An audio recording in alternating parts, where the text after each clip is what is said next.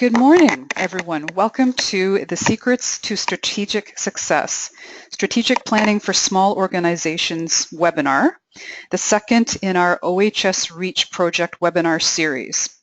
My name is Sarah McCabe, and I'm the Project Manager and Librarian at the Ontario Historical Society. A very quick word about the OHS. The Ontario Historical Society is a non-profit corporation, publisher, and registered charity, a non-government group founded in 1888, bringing together people of all ages, all walks of life, and all cultural backgrounds interested in preserving some aspect of Ontario's history. Our webinar today will start very shortly. I'll do a brief bit of technical support, introduce our speaker, and then we'll head right into the presentation. Before we get started, I'd like to very briefly go over a few items so you know how to participate in today's event. We've taken a screenshot of an example of the attendee interface, so you should see something that looks like this on your own computer's desktop in the upper right corner. You're listening in using your computer's speaker system by default. If you would prefer to join over the phone, just select telephone in the audio pane and the dial-in information will be displayed. You will have the opportunity to submit text questions to today's presenter or OHS staff by typing your questions into the questions pane of the control panel. You may send in your questions at any time during the presentation, and I'll keep an eye on these as we go along and jump in to our speaker as appropriate. We'll also address questions during the Q&A session at the end of the presentation. If you run into trouble during the webinar and need my help, you can also use the raised hand button. It's a small yellow hand in your menu. Just click it and your hand will be raised and I'll ask what I can do to help. If you're finding that the slides are moving very slowly or your audio keeps cutting out, try closing a few other programs on your computer. The more bandwidth you're using, the harder the webinar program has to work. If you lose your connection, try closing the webinar window and then re-entering the room using the link you received in the email. So closing and restarting will often solve the problem. This webinar will be recorded, and that recording will be made available to OHS members on our website after the series, and later to the public through our YouTube channel. We will make today's slides available this week, so don't worry about writing everything down. I'd now like to introduce our speaker, Kim Pittaway. Kim Pittaway is a communications consultant who has worked with a wide range of nonprofits, educational institutions, and small and medium-sized enterprises in developing strategic communication, content, social media, and business plans. Kim has been consulting with us at the OHS for our new strategic plan, and we thought it would be a great thing to share what we've learned about the process with the Ontario Heritage community. So a very big thanks to Kim for her expertise and for making time for the sharing. All right, I'm going to switch control of the screen over to Kim, who is coming to us from Halifax today, by the way. So just a moment while we change the view. Hi everyone, and thank you, Sarah, for your introduction. It's terrific to be speaking with all of you this morning. We're going to spend the next hour or so talking about strategic planning and the secrets to strategic success. Now, I know that Sarah has a poll ready to go, so I'm going to let her launch that poll so we can gather a little bit of information about your experiences with strategic planning. I will keep an eye on those results, and Sarah will weigh in with those results as we roll along as well, but we'll get started on the actual meat of our session today. So, and please do pop in with chat questions as we go along, and as Sarah said, we'll have some questions at the end as well. So, what we're going to cover today. My goal this morning is to equip you with a framework so that you can engage in successful strategic planning for your organization without committing hundreds of hours to the process. I know that when people hear the phrase strategic planning, those who've been through it before groan loudly, and those who haven't been through it before sometimes grown even louder. So it can sound like a daunting process, but I'm hoping that what we cover today equips you with some tools that will allow that process to give you a clear roadmap through that process and give you some clarity on challenge points along the way and how to navigate those. So we're going to cover this morning 5 essential questions that you need to ask yourself, 7 key steps along the way, and we'll spend a few minutes talking about closing the gap between blue sky and reality. Kim, so first, this is Sarah. Yeah. If I can cut in before we go on, so the results of our poll is that 60% of our attendees have some experience. That's about 2/3. A third have lots of experience. 10% are beginners, and believe it or not, nobody has enough knowledge to make them hate strategic planning. Okay, there we go. There we go. So, well, it sounds like we've got folks with a real range of experience, and I do hope that you'll jump in with your knowledge along the way. So as well as asking some questions, if you've got insights to offer, please type those in as well. We're happy to have your experience shared along the way, because I'm sure that there are folks at this table who've also been through as many of these processes and even more than I have. So please do jump in with your insights along the way. Okay, so we're going to cover the 5 essential questions, 7 key steps, and some thoughts on closing the gap between blue sky and reality. So let's start off with your first key question. What's your point? What do you hope to achieve with your planning process? It may be that your organization goes through this process on a regular 3-year, 5-year basis, so you're looking ahead to set the roadmap for the next 3 years. It may be that your organization is at a particular pressure point or at a particular fork in the road where you need to clarify what it is you do and why you do what you do so that you can allocate scarce resources effectively. This is often the case with organizations where you've sort of been rolling along doing what it is you do, and it's not until you reach a point where your staff or your volunteer team feels overburdened that you sort of step back and say, okay, what are we doing and why are we doing it? So a strategic planning process can be vital in clarifying what you do, why you do it, so that you can allocate those scarce resources. It may also be that you need to come up with a plan of attack for a specific issue or project that is of particular importance to your organization. So you may in fact have a strategic plan in place, but something comes up that requires your organization's full attention, and you need to adjust that plan to refocus your strategic plan around that key issue. Maybe that you've never had a strategic plan, but now you're faced with a key turning point or a key issue in your area, and you want to develop a strategic plan that is particularly focused on that. So, 3 sort of general areas that we need a roadmap to just get us through our next 3 years. We need some clarity on what we're doing so that we can allocate the scarce resources that we have, or we have a key issue or crisis that we need to plan a response and attack for. So clarifying what you hope to achieve at the outset is really key. You also need to stand back and ask yourself, how does this align with your organization's mission, and how does it advance your organization's vision? And my PS here is, do you have a clear mission and vision? Not every organization does, and so I'm going to back up a little bit. We're going to back up from question 1 a little bit to spend a couple of minutes on mission and vision and values. So your mission is your organization's purpose and key objectives. This is really a statement about what it is your organization does. What do you do?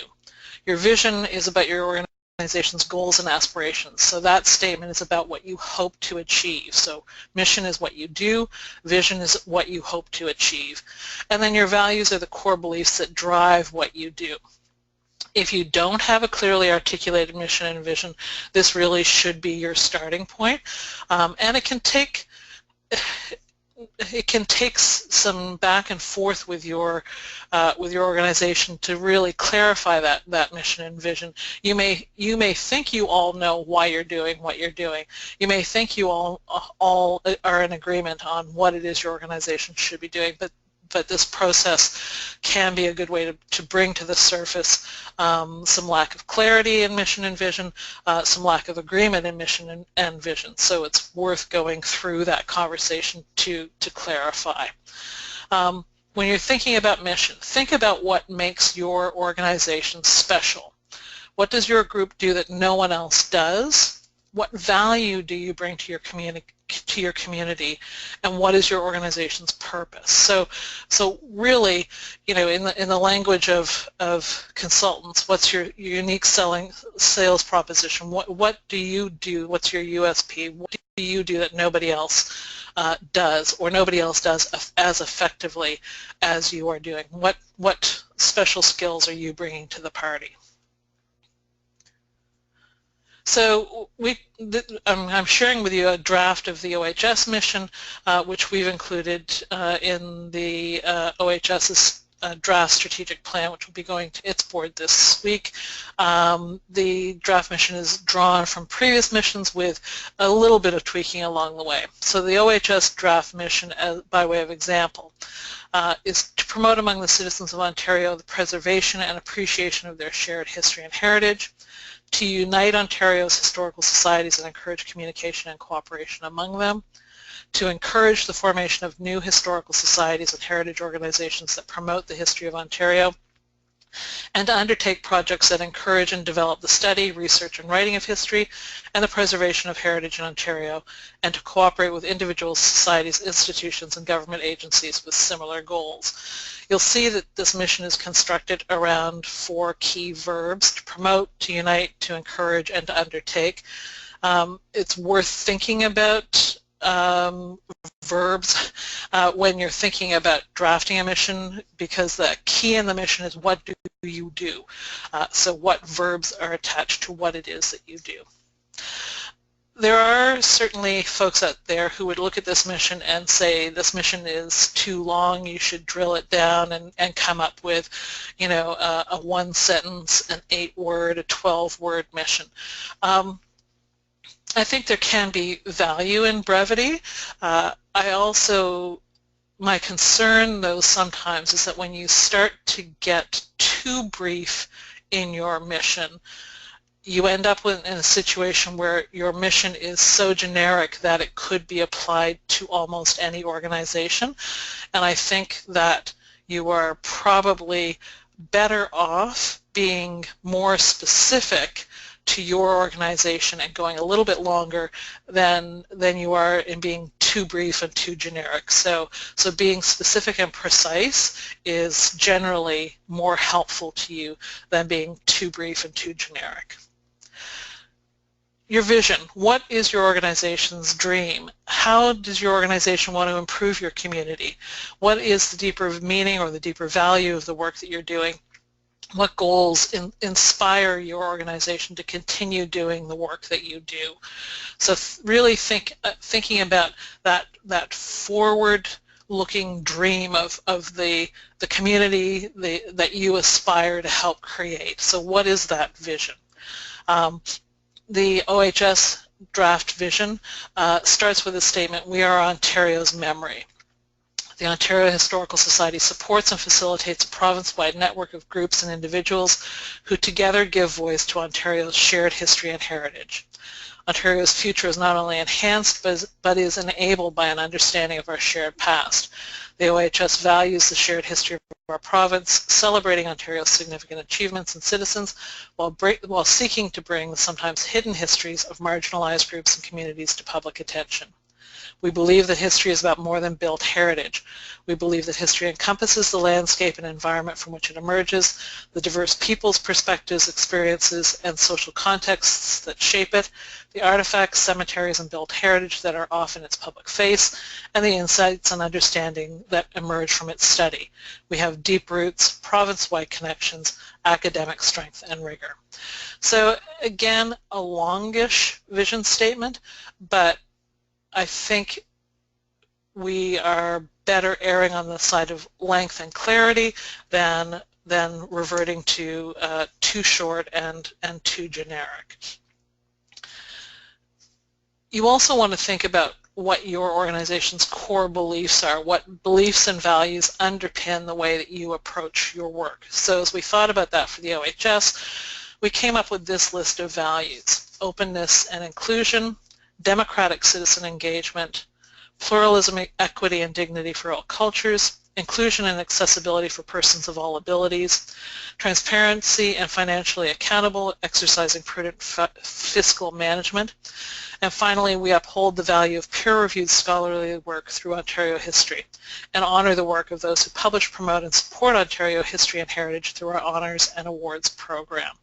So again, a fairly robust statement of what those values are. So as you're thinking about drafting your vision, mission, and values, it's also worth considering your wider audience and the context within which you operate.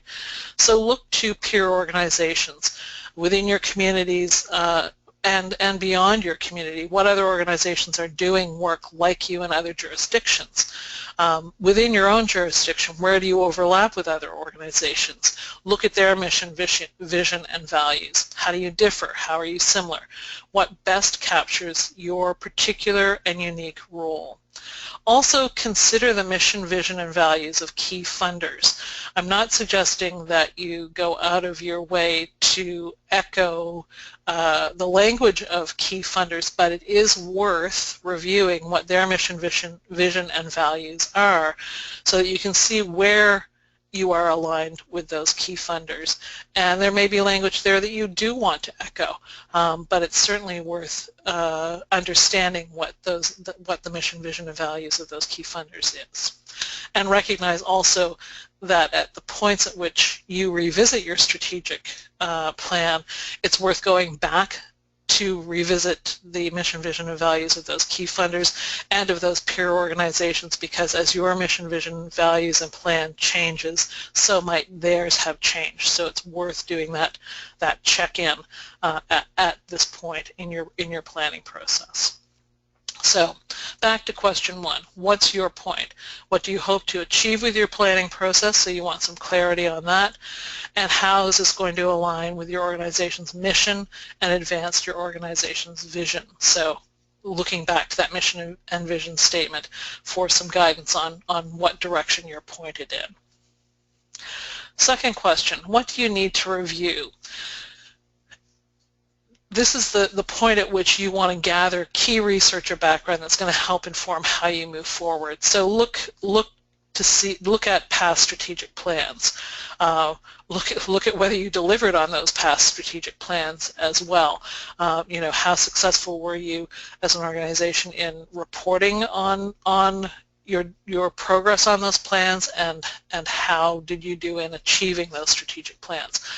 Were there particular barriers that always crop up in your strategic planning process? It's worth talking to past board members, past participants, to ask them about challenges that have come up repeatedly in your strategic planning process.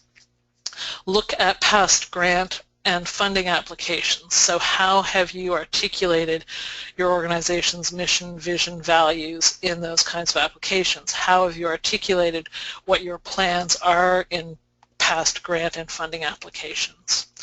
You also want to look at past grant and funding reports. How did you report on what you said you were going to do?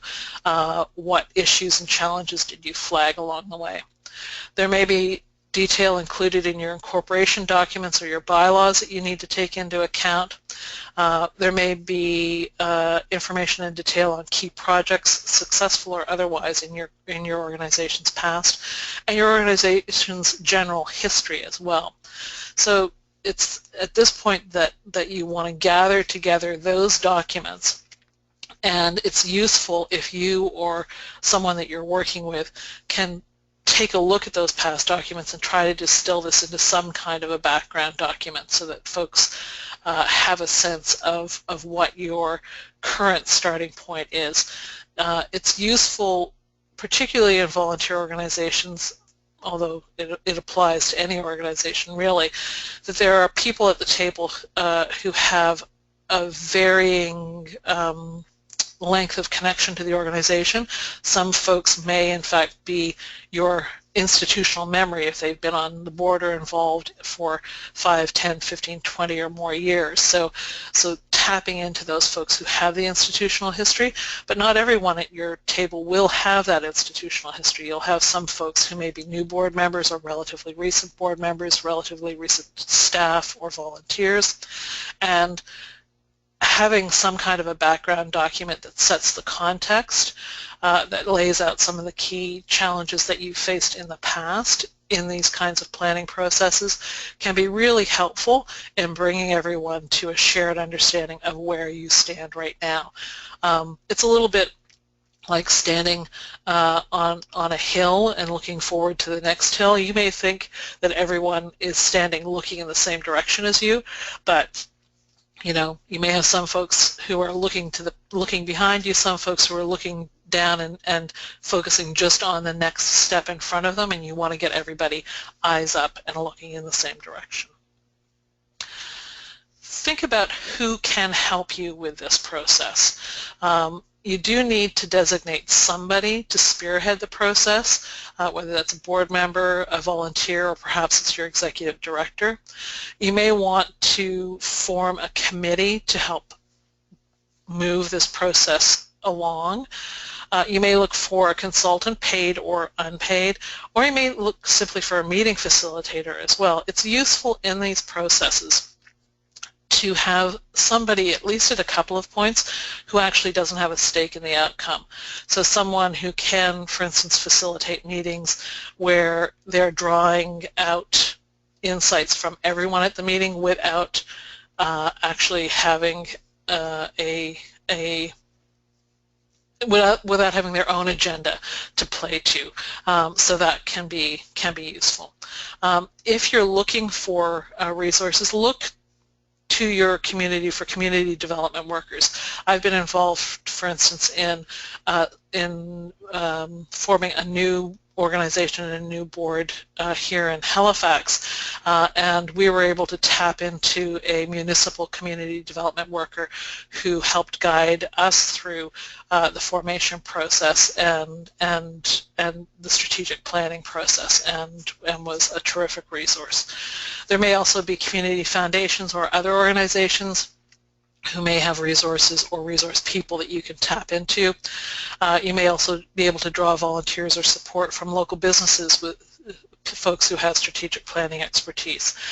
I would suggest that you look for somebody who does specifically have some expertise or some experience in doing this for volunteer and NGO type organizations, because the processes are a little bit different, and there are different issues to bring to bear when you're dealing with NGO and volunteer organizations. They are somewhat different from businesses. So useful to have someone with that business perspective, but also can be very helpful to have someone who understands NGOs and volunteer-driven organizations. So looking for some folks to bring to the table to help you with this process can really help share the load along the way. Think about who needs to be involved. You're going to get better buy-in to the plan if key players are involved in crafting the plan. It's human nature. We are more likely to accept a plan that we've had some voice in helping to develop. Your plan's also going to be stronger if it's tested internally before it's shared externally, and that includes navigating disagreements and opposing views. You're better to deal with those what might seem to be some difficult conversations or some disagreements. Better to deal with those before you draft the plan or as you are drafting the plan, rather than dealing with that kind of opposition once the plan is out there in the world. Your plan is going to be stronger for having met that disagreement, navigated that disagreement, those opposing views before you finalize the plan. So it's going to be stronger if you do that as part of your process. Create a list of contributors and consider at what stages they should be involved. There may be folks that need to be involved all the way through the process. There may be key points where you want one or two people to weigh in, that sort of thing. So think about what points along the way people need to be involved and who needs to be involved. And make sure you aren't avoiding anyone. You know, make sure that that you're not avoiding that volunteer who always stands up at your AGM and asks tough questions. You might be better off involving them in the process, or at least inviting them to offer comment earlier in the process. It's worth thinking about. And then think about what your process actually is going to be, and we'll talk through that in our next set of 7 steps. But you do want to be clear with your stakeholders about how you're going to proceed, who's going to be involved and at what stages, and what opportunities people will have for input and feedback. You want to set some clear deadlines and timelines. It's okay to adjust those if you have to, but you want to make sure that you communicate any changes to the timelines or deadlines as well. But really, that clarity of process is important, so that people know when they're going to have the opportunity to weigh in, when they'll see materials, that sort of thing. And it's also helpful for you in managing the process if you know that by such and such a date you need to share a document with these 5 people or these 12 people, or that you're going to have a meeting at this stage in the process.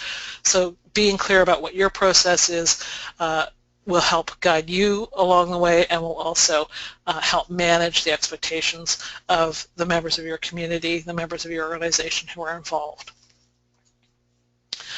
So, our 7 essential steps: consult, draft, review, finalize, approve, execute, and follow up. I really wish I'd been able to create some kind of a perfect acronym with these 7 steps, but no matter how hard I tried, it still all came out as a kind of gobbledygook. So I'm just going to accept that we've got 7 essential steps and opt for words that are clear as opposed to crafted for the acronym. So consult, draft, review, finalize, approve, execute, and follow up. So let's walk through those steps. Consult really is one of it's probably your most important step in all of this process. So we've talked about gathering that background material, thinking about who you need to consult with, and at what stages. It will help you to focus your consultations if you can frame your consultations around some key questions. So those key questions might be things like, what are our strengths and how can we build on them? What challenges do we face and how do we address them? What specifically do we want to accomplish on project X, whatever major project you're looking at?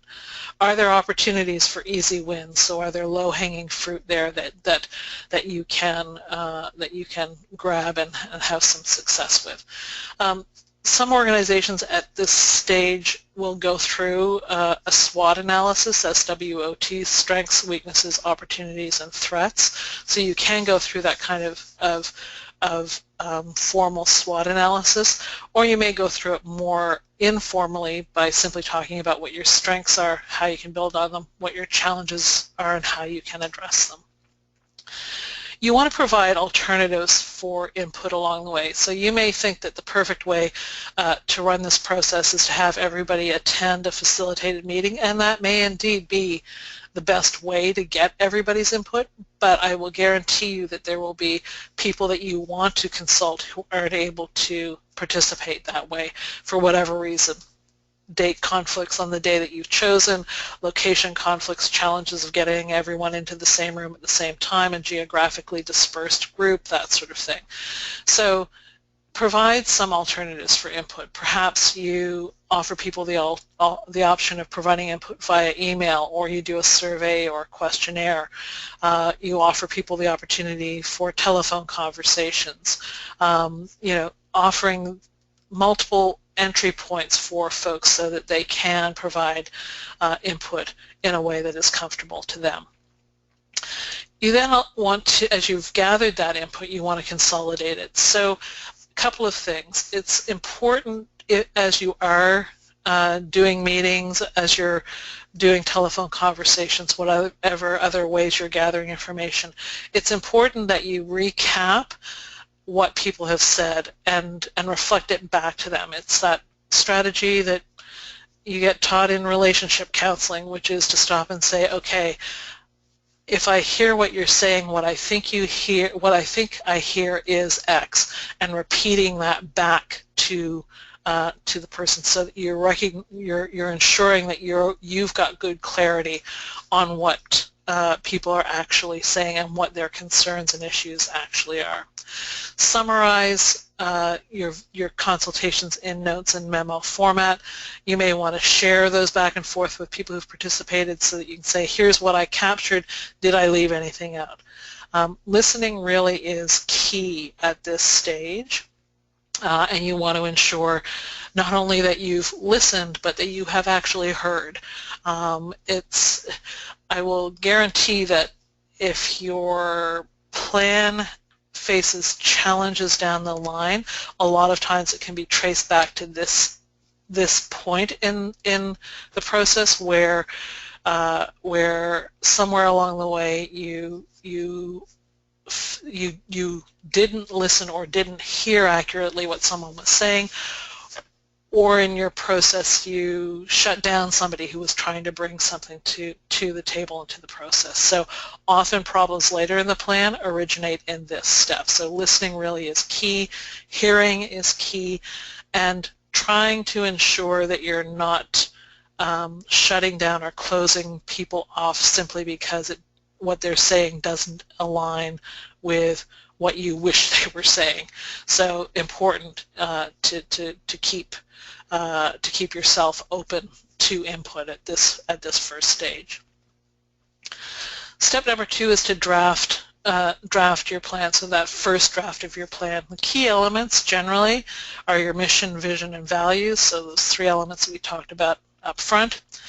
Talk about your structure and programs. So how your organization is structured, what kinds of things you do, what kinds of programs or services you're offering. You want to articulate the key challenges that you face. So you want to give some of that context to your plan. What are the key challenges you currently face? It may be that you face provincial funding challenges. It may be that you face challenges in recruiting enough volunteers, or challenges in fundraising, that sort of thing. So articulate what those key challenges are. Then you want to articulate the key areas that your strategy addresses. There can be a temptation in creating a strategic plan to articulate all of the challenges you face and try to draft a plan that addresses every single one of those challenges. You're better off to try and choose the key challenges, so the 2, 3, 4, maybe 5 key challenges that your organization faces, and focus your efforts on trying to move forward against those 2, 3, 4 challenges, especially in organizations that are volunteer-driven, that have limited resources. Trying to address every single issue that your organization faces is probably a recipe for incremental frustration. You'll be better off to focus those efforts on 2 or 3 key areas and really try and move, to use that cliche, move the needle on 2 or 3 key areas rather than trying to advance on every single one of them. You do want to try and come up with specific goals within each area, and if you can, with some kind of measurable impact. So using the acronym, that widely used SMART acronym, setting SMART goals, so goals that are specific, measurable, attainable, relevant, and timely. You also want to articulate within your plan what your process is for moving forward. So once you have the plan in place, what are your next steps going to be? What will come after simply the articulation of the plan? Will you form a committee and form committees to move forward on specific elements of it? Or are you going to have to draft a hiring plan? Do you need to conduct further consultations? What's that process going to be for moving this forward? Kim, can I interrupt Yes. you with a question? Sure. One of our attendees comments, the SWOT analysis temptation is usually the culprit when it comes to looking at challenges. I find that using SOAR helps reduce that. Do you have any thoughts on using SOAR, SOAR? I mean, I think that we can get trapped in any acronym. So any acronym can any acronym, any process can become its own leg hold trap. So we can, you know, I think the key in all of this is to find a process that works well for your particular group, and to be open to open to trying different ways into exploring what your particular organization's challenges are along the way. So, you know, I think, I guess my answer to that is it depends. It depends what works best for your organization and what you've had success with in the past. So, you know, I think flexibility is really important through this process. I hope that helps to answer that question. So, draft that first draft of your plan, include those key elements, and be clear about what that process for moving forward is. Your next step is to review what your plan, review your plan and circulate it for feedback. So you want to gain input from folks, including those you've already spoken to, but this may be a point where you then share the plan beyond your initial group. Consider again alternative feedback opportunities. So do you present the plan in a group meeting, one-on-one meetings? Do you present it by email and ask for email input? Do you do telephone calls, hold a group Skype meeting, or some other online process if you're dealing with people who are geographically dispersed? So circulate for feedback and take that feedback and integrate that into your next step. So finalizing your draft at this stage, so you've integrated the feedback. You may again circulate it for review and ask for further input and create that final version for presentation to your board. And it is important at this step, as at all steps, to again ask yourself to sort of go back and look at the input that didn't make it into your final plan. Are you avoiding dealing with particular issues? Are there any areas that that you shut down feedback on because it didn't mesh with where you wanted to take this plan? So again, being rigorous with your own biases is really important at this stage, so that you're integrating feedback robustly. Seeking approval. So the approval stage is where it may be as simple as that you take the plan before your organization's board for discussion and approval, maybe a discussion, some revision and approval, but you do want to ensure that you followed any bylaws or established policy guidelines in how you approve that strategy, so that you've got clarity, that you followed the processes that you're required to follow by your organization. And as I said, it may be as simple as bringing it to your board, having that discussion, tweaking it as it's based on the feedback from the board, and finalizing from there. And then that next step, execution. you've gone through all of this process and you breathe a sigh of relief at the end of it all, wipe the sweat off your brow and think, wow, I'm glad that's done. And then, of course, all you have to do is execute it. So no challenges there at all. But as you're looking at execution, it's worth creating a work plan to move forward on those specific goals. So thinking about who needs to be involved to move forward on the goals that we've set. Is this something that, if you're in the fortunate position of having staff, that you can have staff create that you have particular staff involved at particular steps? Do you need to create committees or volunteer teams to take on specific tasks? And it is important to designate someone to report back to the board.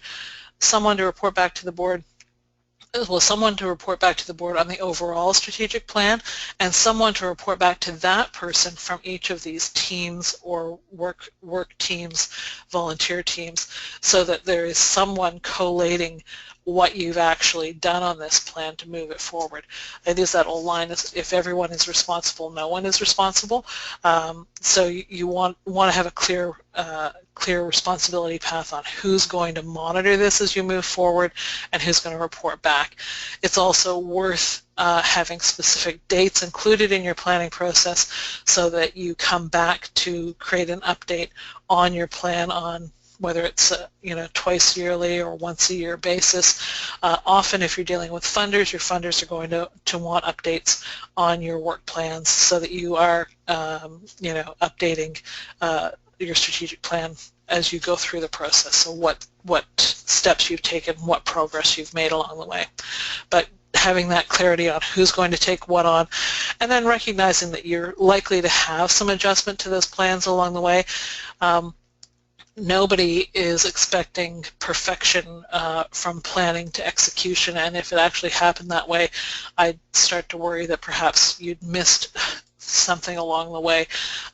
So it's likely that your plan will shift and change as you grapple with the realities that you're facing, and that's fine. You just want to be transparent about how the plan has changed, why the plan has changed, and if you're dealing with a real shift in direction, why that shift in direction has happened, and that you've gotten buy-in for that shift in direction as necessary from volunteer committees, from your board, that sort of thing.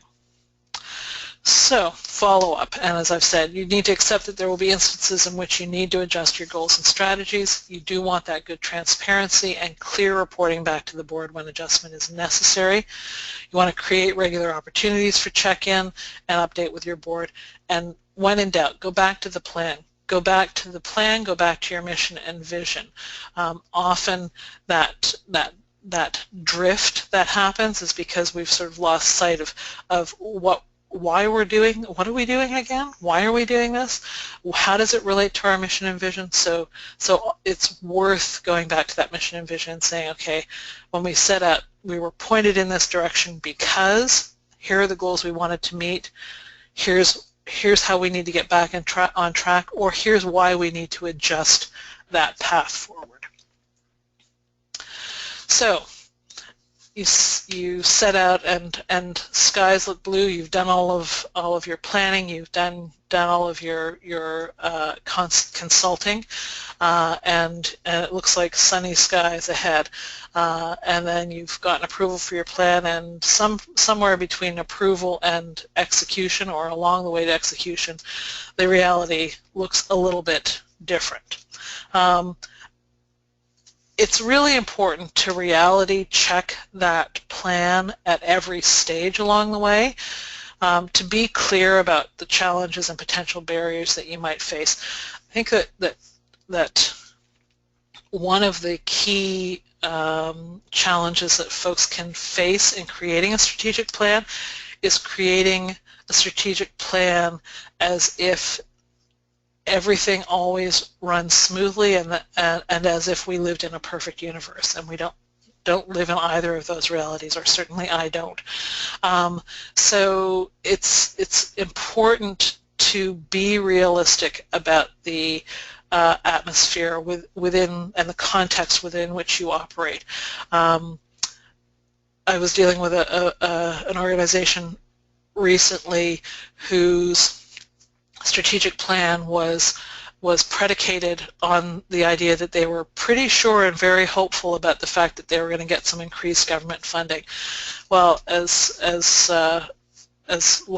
many have said before me, hope is not a strategy, and these days, hoping that your problems are going to be solved by a magical money drop isn't necessarily the most realistic route forward. So you do want to be optimistic, and if there is real reason for hope, yes, grasp it with both hands, but you do want to have a plan B, and you may want a plan C and a plan D. You want to craft a strategic plan that is realistic, that recognizes the real context within which you operate. And that includes being realistic about what your volunteers and staff can legitimately take on. It includes being realistic about what your financial resources are. It includes being realistic about what the community resources are that you can draw upon. And yes, everyone talks about creating stretch plans. You do want to create a plan that stretches your team, that has some goals that you can feel good about attaining, but you don't want to create a plan that breaks people.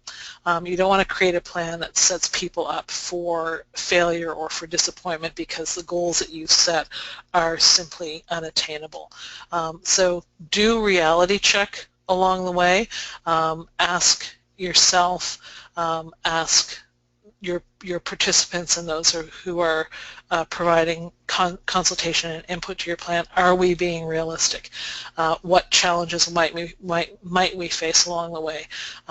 Do we need to craft a plan B, literally craft a plan B, where we're creating a plan that takes into account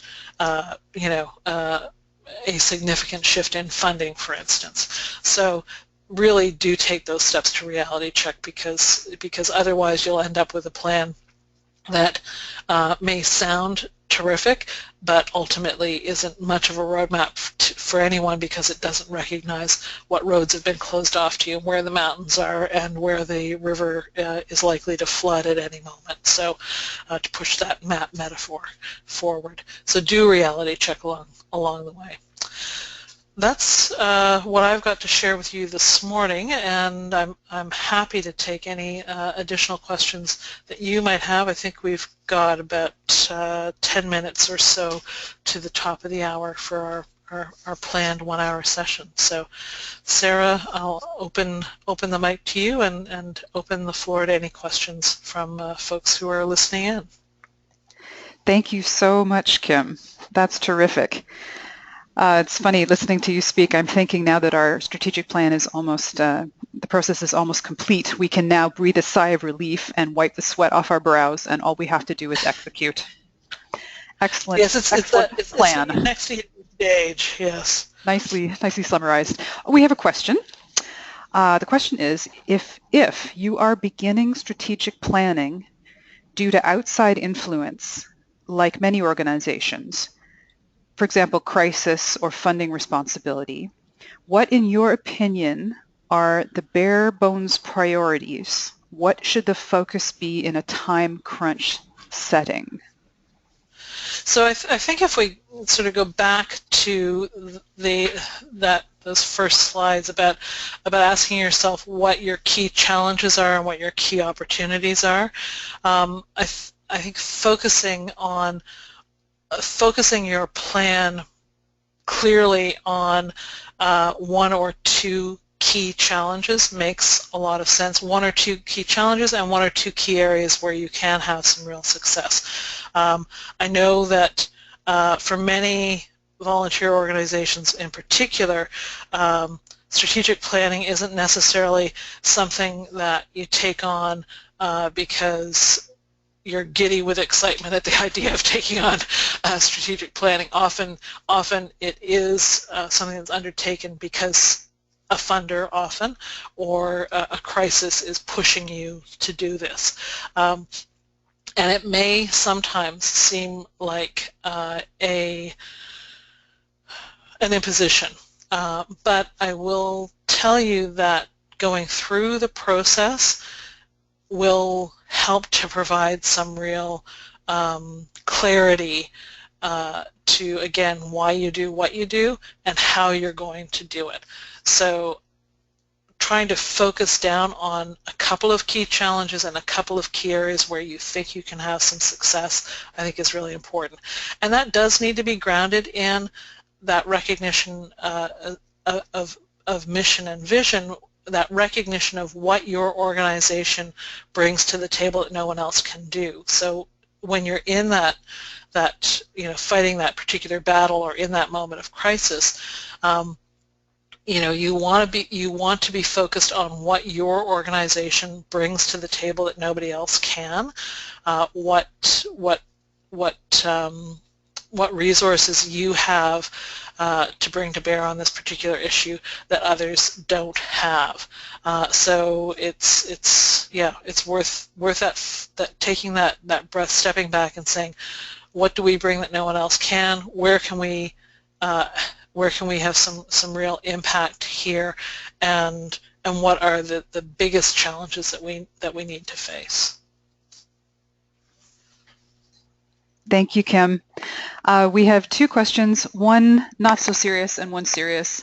Firstly, where can we find this magical money that you're talking about? I wish I could.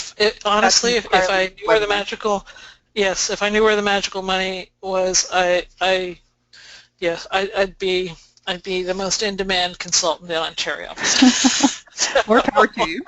Then, what about succession planning? Can you say another word or two about succession planning? So I think that particularly in small organizations, well, a couple of things. First of all, succession planning is something that funders more and more want some clarity on. They want to know that your organization isn't going to circle the drain if the key person involved, whether that's chair of a board or an executive director or whoever else, they want your funder wants some guarantee that your organization isn't going to fold if your key person disappears, steps in front of a bus, decides to take some time off, whatever. So I think there is more and more pressure from funders for you to have some kind of succession plan in place. The challenge for a lot of small organizations, and it's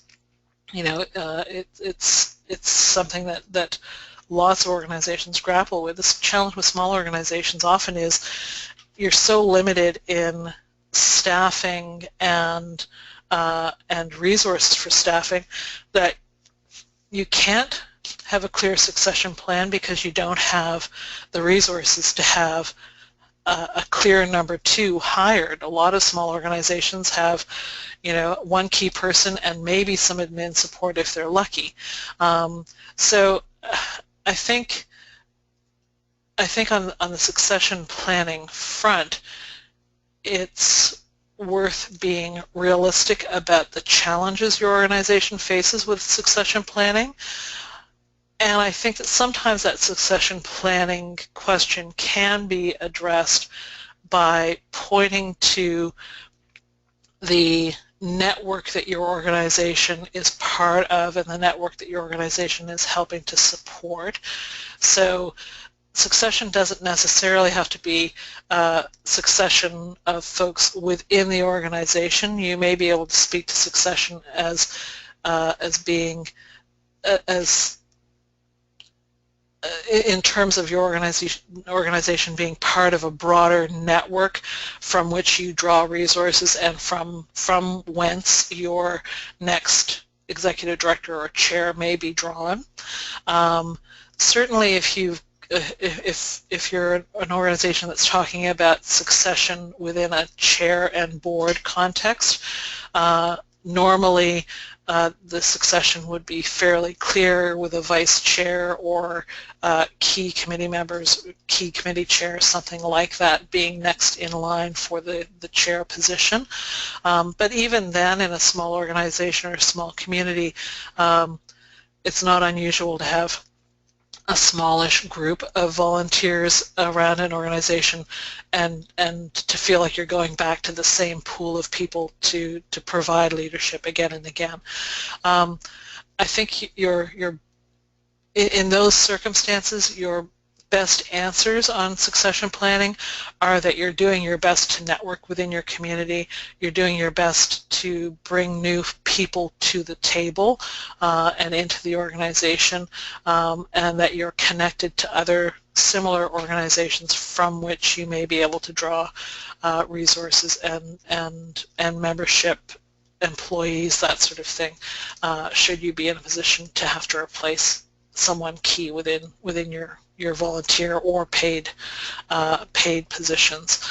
And I know that it's challenging sometimes to ensure that you are doing that networking. It's challenging sometimes to be bringing new blood onto your boards, into your organizations. But it's worth thinking about where haven't we looked? Who haven't we tapped? Are there opportunities to bring some new folks to the table? Kim, that's really insightful. Thank you for that. It reminds us to broaden our vision and reach out into the community and our peer groups for other possibilities. So thanks for that.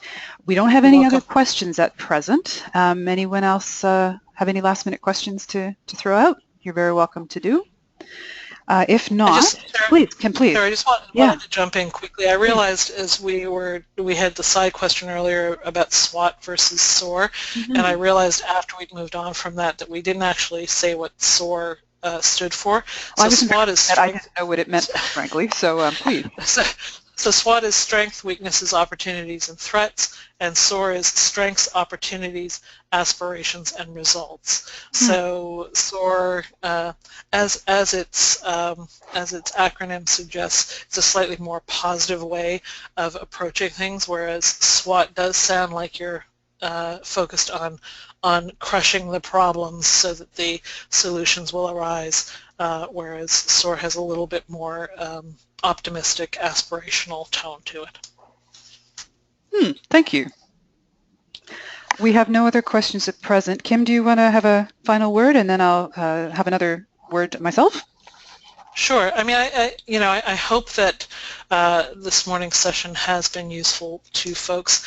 I think for me that if you go away with one, maybe two messages, that the key here really is that your strategic planning process is a really valuable opportunity to hear what your community, what your volunteer team, what your organization, to hear what people hope the organization will accomplish, and to hear their thoughts on where the organization should be focusing its efforts. So I think it can sometimes be challenging to hear some of that input, but your organization will be strengthened by being open to that listening process as you move forward. So listen with an openness to the potential and the possibilities that those within your community can bring to the table. Terrific. Thank you so much, Kim. It's been a really interesting process for the Ontario Historical Society to go through our own strategic planning process, and we're very pleased to have had the opportunity to work with you. So thank you for that and for this webinar. Thank you. You're welcome. I'm going to change screens now. Just one moment, please, and just have another quick word myself. The next webinar in our series will be on Thursday, June 23rd, Paul Raicher, who's an archaeologist and a principal at ARA Limited, will speak on Ontario Archaeology 101. I'm really excited about this. Paul will give an overview of the often overlooked but fascinating archaeology of Southern Ontario, including a discussion of the role archaeology can play as Canada moves to renew its relationship with the First Nations. Paul notes that with such important developments in the offing, it turns out that archaeology matters more than we may have thought. I hope you can join us Thursday, June 23rd. Please visit our website to register or email me for more information on these sessions. Very little bit about membership. We encourage you to become a member of the OHS if you're not already. The Society's programs and services offer great support and resources for historical groups and institutions, historians, students, and educators, and your support will help continue to promote the importance of history education in Ontario's classrooms, museums, and heritage spaces. Please visit the OHS website for more information on becoming a member or contact our membership coordinator. Thank you very much to our speaker, Kim Pittaway, and thanks to everyone for attending today's session. Thanks, and have a great rest of your day. Thank you, Sarah. Thank you, Kim.